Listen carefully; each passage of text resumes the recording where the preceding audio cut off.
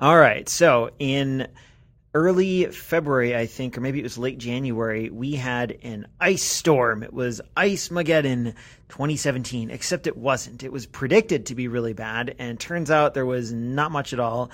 But I remember on a Thursday night, I took this picture on a Friday morning, I think. On Thursday night, I went to the store to get a couple things, and the place was just packed. If any of you are listening to this and you're in Oklahoma, Kansas, or Nebraska, you know the storm I'm referring to, where it was predicted to be like an inch of ice and then cold temperatures and everything.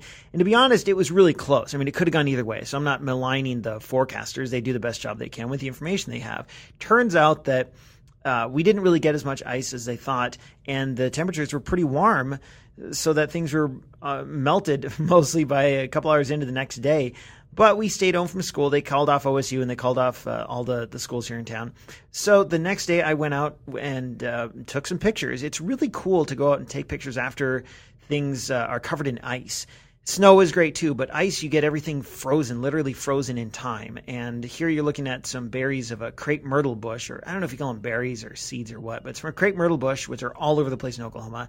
And this is the right in my front yard. I didn't have to go anywhere special to get this photo. But I was wandering around my yard with I think I had my D750, I'm not sure.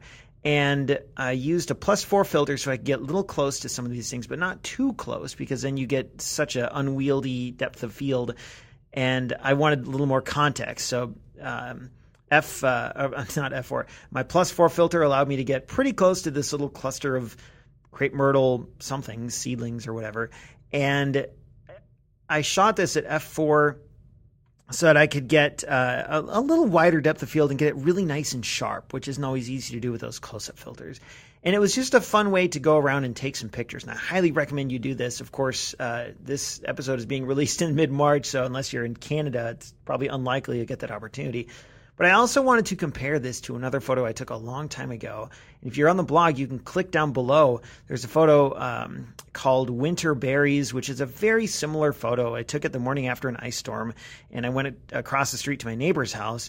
And you can see some similarities, but you can see a lot of ways in which, in my mind, this photo is way superior. It's way better.